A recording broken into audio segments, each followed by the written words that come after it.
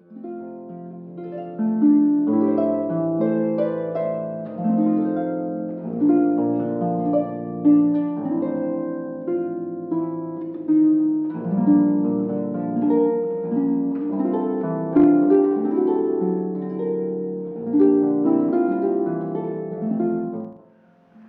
I'm Barbara Williams. I'm Chief Executive of St Peter and St James Hospice. It's really lovely to welcome you to our Lights of Love event this year. It's not what I was expecting to be doing, or not in this way anyway, but it's lovely to see you all and to have your company. Usually when we get to Lights of Love, I say to people, you must feel at home while you're here. Please feel free to get up and walk around and whatever you need to do to feel comfortable.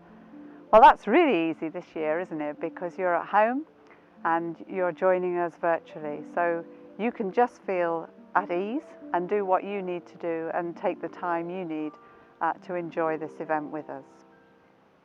This last year has been extraordinary, hasn't it? It's just not been what any of us expected, and we've probably not lived through anything like this in our lifetimes. And the impact on all of us, on our families and friends, our loved ones, has been really significant. And we're still going through it. It's not over yet. I think perhaps some of the most difficult things at the hospice have been about how we keep families and friends together, particularly at the end of someone's life, a most important time. I'll say a bit more about that in a minute. But really, first and foremost, I want to say thank you to you and to all the other people in our local community who've supported us this year. It's been phenomenal. We've had an emergency appeal that has raised over £200,000. We never expected that. And you know, some of the most lovely things have been that people just came to the hospice and brought us treats. You'd be amazed at just how much chocolate or cakes and pastries we can eat. But it's just been so lovely. Some people brought us hand cream because we'd be cleaning our hands a lot and be using a lot of hand sanitizer. Lovely just to be able to rub your hands with some beautiful hand cream. All those little thoughtful gestures have been really appreciated. As I said, it's been really difficult having, during lockdown, especially earlier in the year, where we weren't able to have families come and visit. And we always try to keep families together at the end of life. So sometimes we had to have people living with us rather than coming and going. And we've tried really hard to stay COVID safe, but also enable families to see each other and to have that time together that's so important at the end of somebody's life. And coming together now in our Lights of Love event is also really important because it's a way for us to reflect, to think back, to hold on to and remember the people who mean so much to us, who still mean so much to us, who may have died and who are not with us anymore. And this event is really important for that because we can look at pictures, we can see their faces, and we can say thank you for the lives and for the love and for all the happy times that we've had. And that's a really important part for us of how we support people in our local community. So I hope you enjoy this event in a very different way this year, but I hope that for you it will be really meaningful and special, and we look forward to seeing you in due course. Thank you.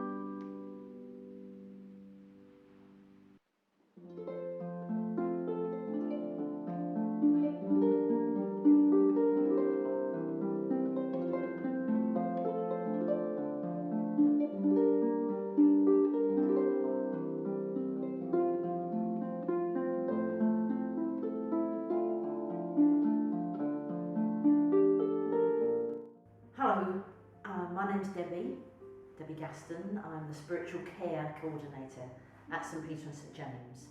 And I know you've already heard from Barbara, but I'd like to kind of set the scene for this service. A little bit unusual, isn't it, this year, being online as opposed to in the flesh.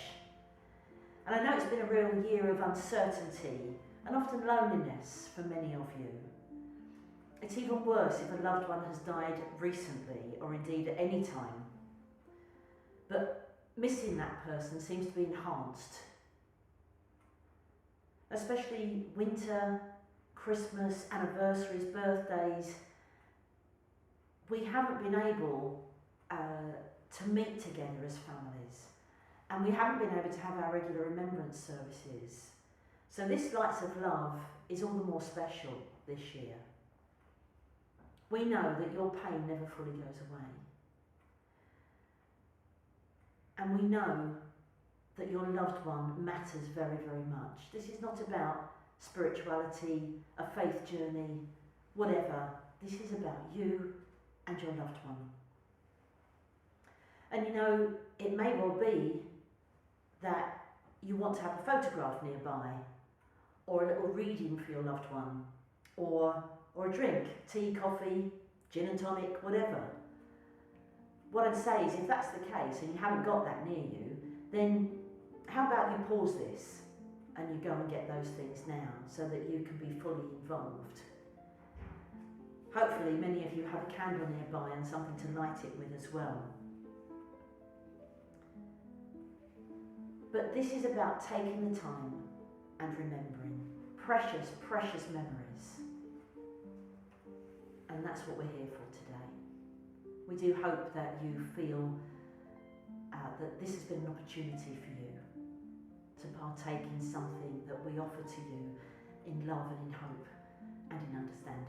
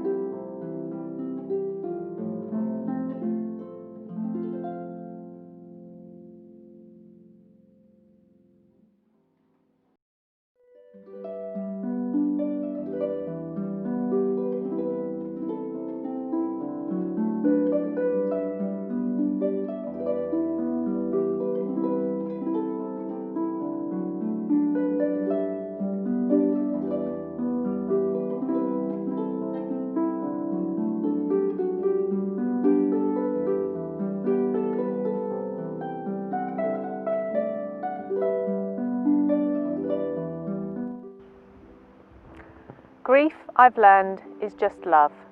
It's all the love you want to give but cannot. All that unspent love gathers up in the corners of your eyes, the lump in your throat, and in that hollow part of your chest. Grief is just love with no place to go.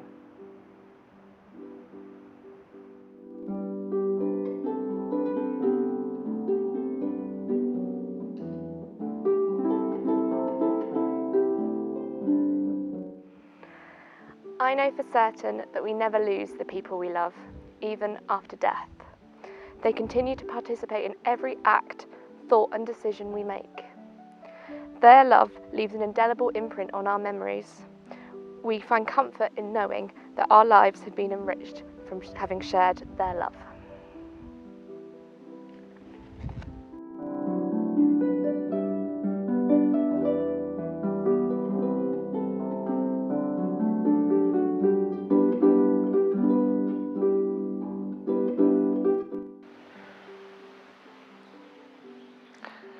You will lose someone you can't live without, and your heart will be badly broken. And the bad news is that you never completely get over the loss of your beloved. But this is also the good news. They live forever in your broken heart that doesn't seal back up. And you come through. It's like having a broken leg that never heals perfectly, that still hurts when the weather gets cold, but you learn to dance with a limp.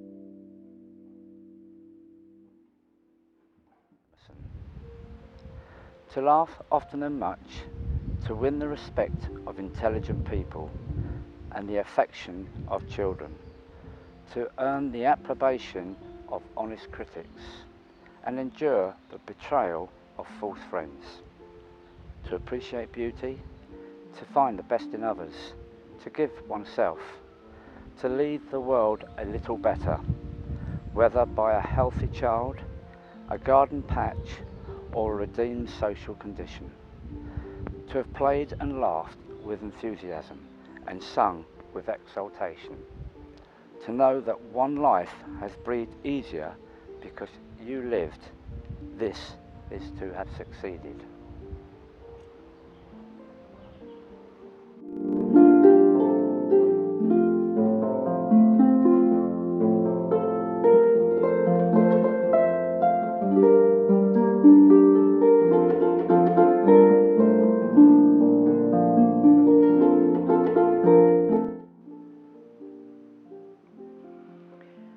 The melody that the loved one played upon the piano of your life will never be played quite that way again, but we must not close the keyboard and allow the instrument to gather dust. We must seek out other artists of the spirit, new friends who gradually will help us to find the road to life again, who will walk the road with us. Joshua Loth Liebman.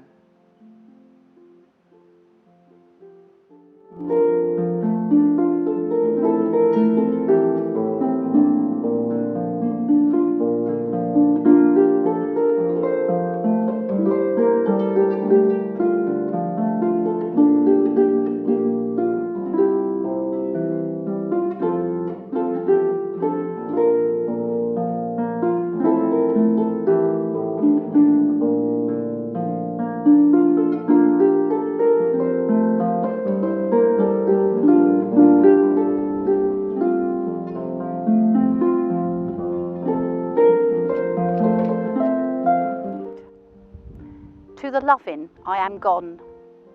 To the sorrowful, I will never return. To the angry, I was cheated. But to the happy, I am at peace. And to the faithful, I have never left. I cannot be seen, but I can be heard. So as you stand upon a shore, gazing at the beautiful sea, remember me. As you look in awe at a mighty forest and its grand majesty, remember me. As you look upon a flower and admire its simplicity, remember me. Remember me in your heart, your thoughts, your memories of the times we loved, the times we cried, the times we fought, the times we laughed. For if you always think of me, I will never be gone. Do not stand at my grave and weep. I am not there. I do not sleep. I am 1,000 winds that blow. I am the diamond glint on snow. I am the sunlight on ripened grain. I am the gentle autumn rain. When you wake in the morning hush, I am the swift uplifting rush of quiet birds in circling flight. I am the soft starlight at night. Do not stand at my grave and weep. I am not there. I do not sleep.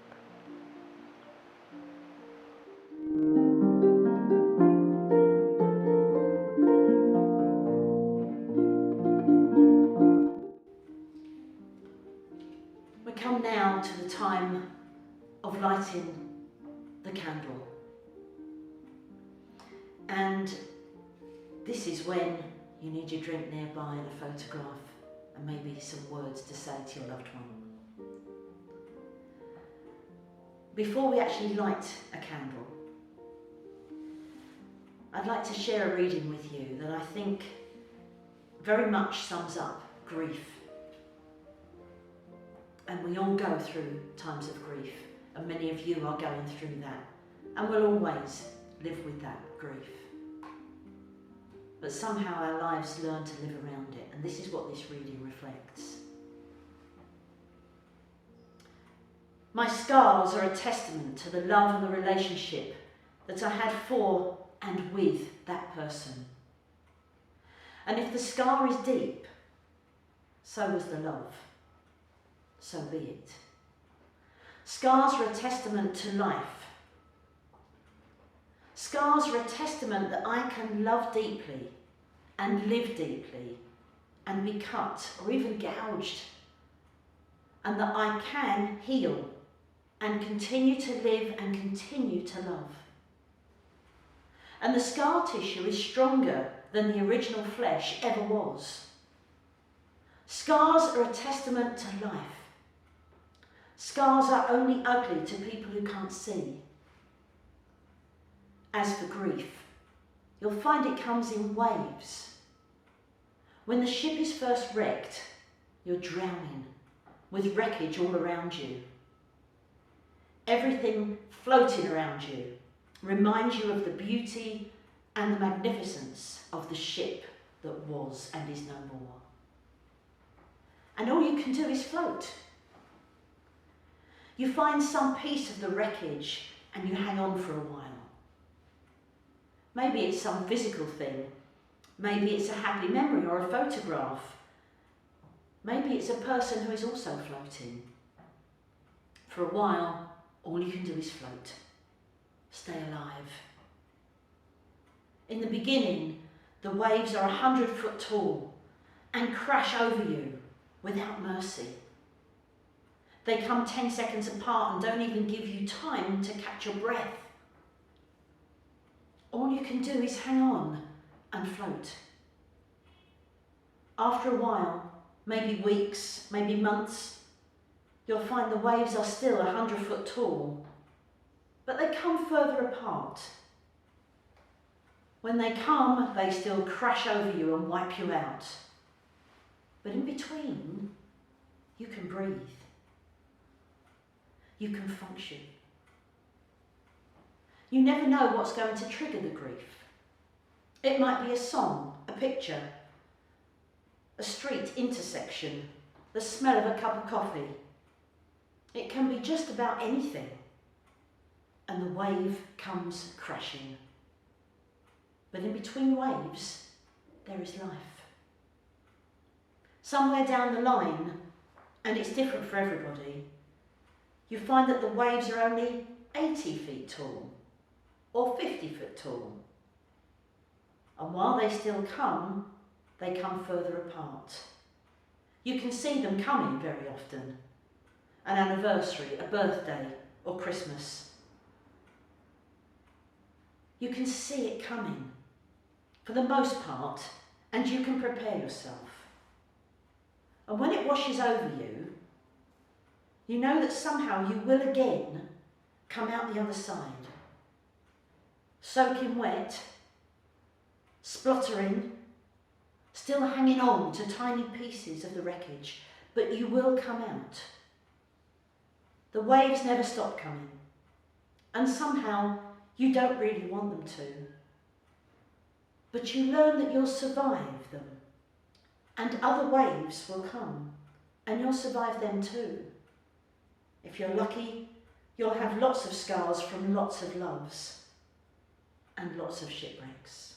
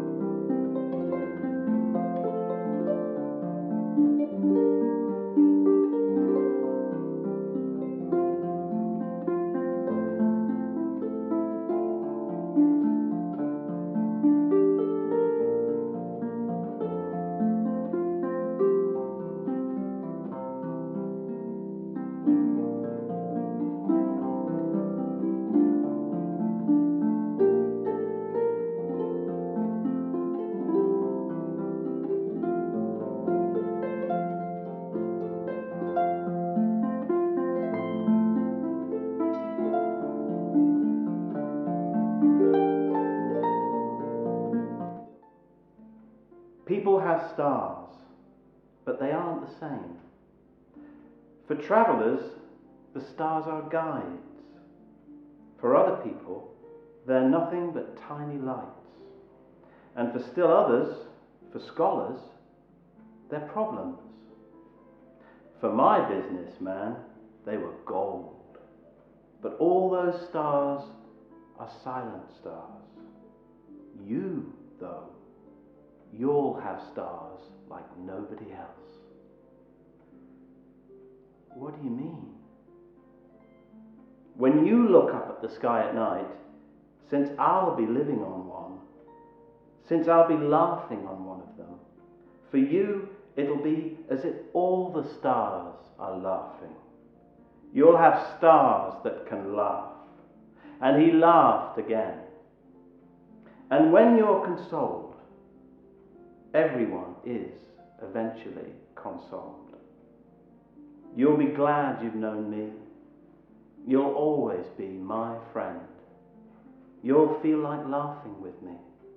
And you'll open your windows sometimes just for the fun of it. And your friends will be amazed to see you laughing while you're looking up at the sky. Then you'll tell them, yes, it's the stars. They always make me laugh.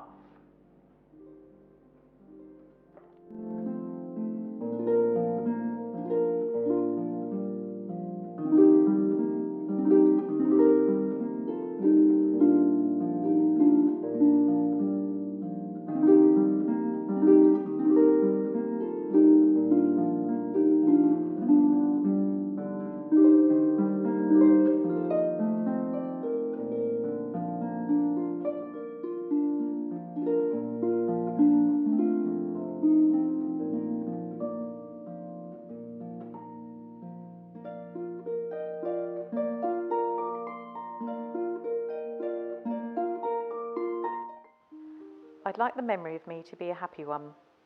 I'd like to leave an afterglow of smiles when life is done. I'd like to leave an echo whispering softly down the ways of happy times and laughing times and bright and sunny days. I'd like the tears of those who grieve to dry before the sun, of happy memories that I leave when life is done.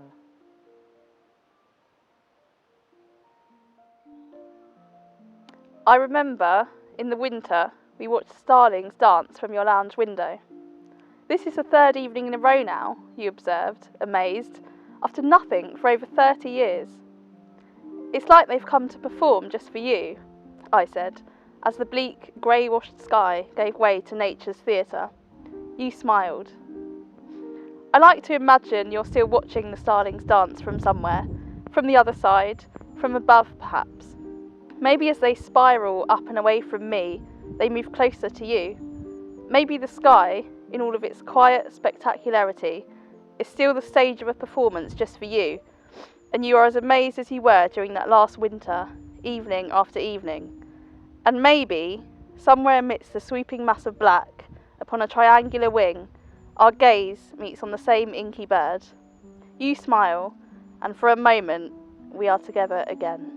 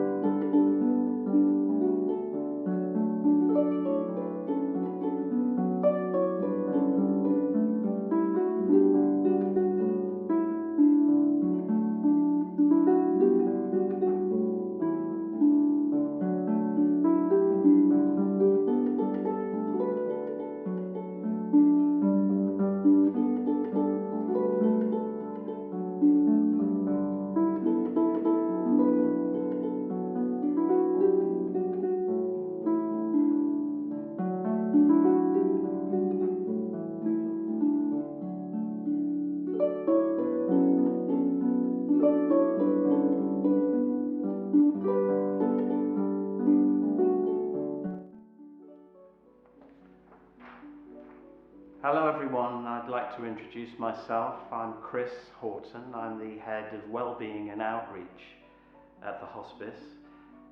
And speaking to you on camera today, I'm thinking back to the Lights of Love festival that we held last December and reflecting how very much has changed in this past year.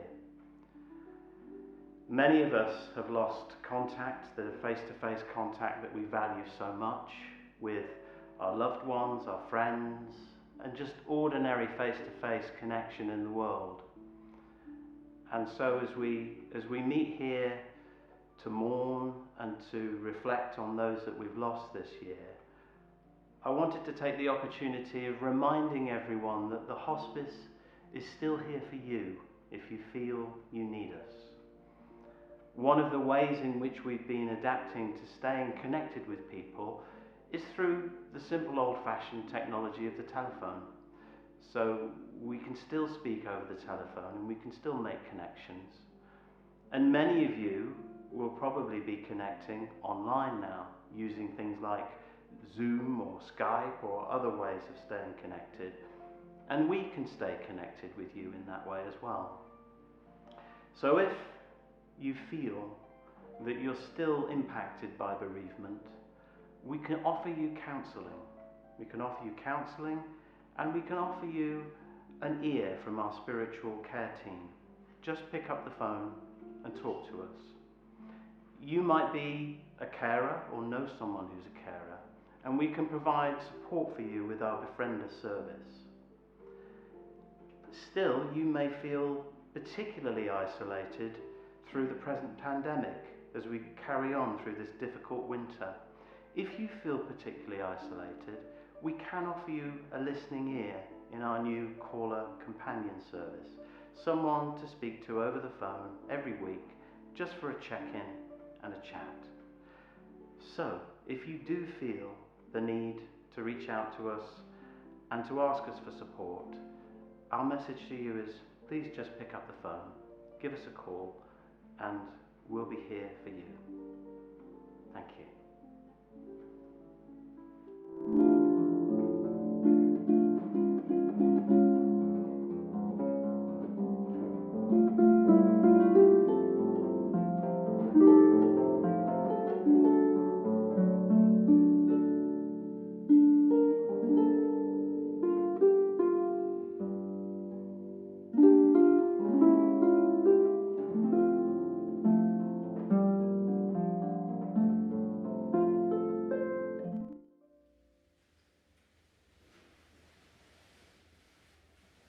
So we do hope that this remembrance service, this Lights of Love service, has been really special for you.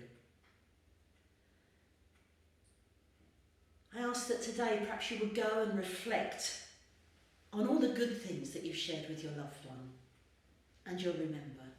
Carry them with you in your heart. Smile at the memories. Cry when you need to. But always, always they will be with you. I'd like to finish our time here with a Native American Indian blessing. Dan George. Doesn't sound like a Native American Indian, but Dan George was and wrote this wonderful blessing. May the stars carry your sadness away. May the flowers fill your heart with beauty. May hope forever wipe away your tears. And above all, may silence make you strong.